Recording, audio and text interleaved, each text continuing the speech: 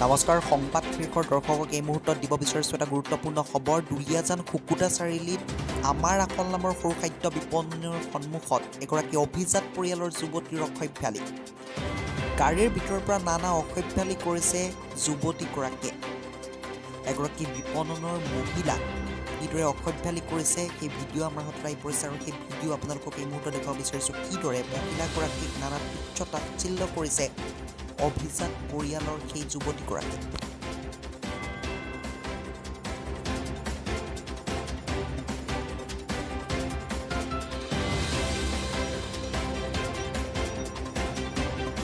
চাওক এগৰাকী মানুহলে চাওক আমাৰ ইয়াত হোটেলখন আছে, হোটেলৰ সন্মুখত তেখেতে গাড়ীখন ৰখা আছে, গাড়ীৰ ভিতৰত থকা চাওক কেনেকুৱা ব্যৱহাৰ কৰিছে চাওক এগৰাকী বাইদেউ চাওক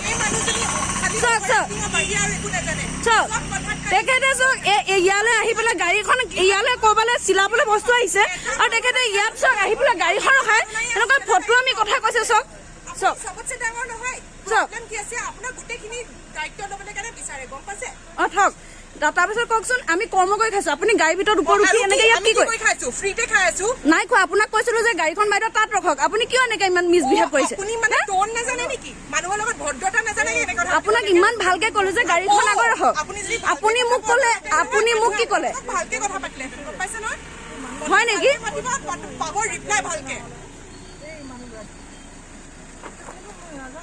না আপুনিনো কি মানে কি দেখাইছে?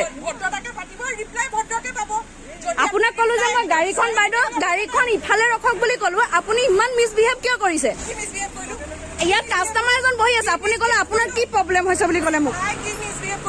আপুনি ক'লে যে আপোনাৰ বাইদেউ কি প্ৰব্লেম? মিছবিহেভ কেলে কৰিছে? গাড়ী আনিছে আপুনি, এইটো গাড়ী পেকিং কৰা, গাড়ী পাৰ্কিং কৰা জেগা নেকি? লাগি নাহিব, ঢেৰ গাড়ী আহে।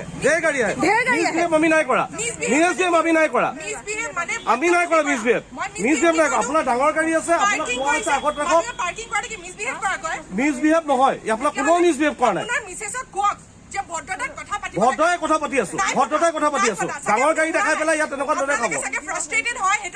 একো ফ্ৰাষ্ট্ৰেশ্যন নাই আমাৰ, একো ফ্ৰাষ্ট্ৰেশ্যন নাই, একো ফ্ৰাষ্ট্ৰেশ্যন নহয় আমাৰ, একো ফ্ৰাষ্ট্ৰেশ্যন নাই।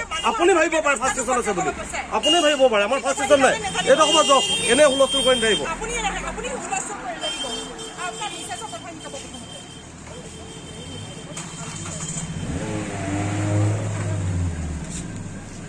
দেখিছে সাংঘাতিক মানুহ দেই।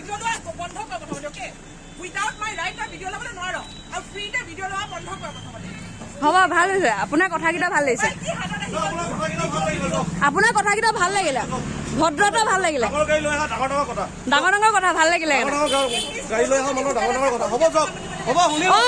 সৰু হোটেল আছে কাৰণে সৰুকে কথা পাতিব লাগে নে কি ক'লে? 5 ষ্টাৰ হোটেল নাই আমাৰ, সেইকাৰণে আমি কি ডাঙৰকে কথা পাতিম? আৰু এবাৰ কৈ দিয়ক। এয়া দেখিছে নহয়, এগৰাকী বাইদেউ এতিয়া গৈছে আৰু তেখেতে কি কৈছে, আমাৰ সৰু আপোনাৰ বোলে সৰু হোটেল, সৰুকে কথা পাতিব লাগে। এয়া দেখিছে মানুহৰ ভদ্ৰতা দেখিলে কেনেকুৱা। কাষ্টমাৰ হৈ মোৰ আমাৰ এখন সৰু হোটেল বুলিয়ে কৈছো, তেখেতে যেতিয়া কৈছে সৰু হোটেললৈ আপুনি বস্তু নিব আহিছিলে কাষ্টমাৰ হিচাপে, তেতিয়া আপুনি দেখিছিলে বাইদেউগৰাকীয়ে কেনেকে মিছবিহেভ কৰিছে। মই কি কৈছিলো তেখেতক কওকচোন বাৰু, আপুনি কৈ দিয়ক নিজ মুখে। একো কোৱা নাই, খালি গাড়ীটো অলপ আগ কৰি দিবলৈ কৈছিলে, হয়। তাৰপিছত তেখেতে যেতিয়া ক'লে 2 মিনিট, আপুনি লগে লগে চুপ হৈ গ'ল আৰু একো কোৱা নাই তেতিয়া। তাৰপিছত তেখেতে আহি নিজে উজাচি আপোনাৰ লগত লাগিলে। সেইটোৱেতো চাওকচোন কিমান তেখেত ডাঙৰ মানুহ, আৰু তেখেতে নিজ মুখে কৈ গৈছে যে সৰু হোটেল দিছ, সৰু কথা কবি। বুজি নাপায়, সেইটোৱে কথা আৰু একো নাই। আপুনি একো কোৱা নাই, মই ইমানটো কৈছো বাছ।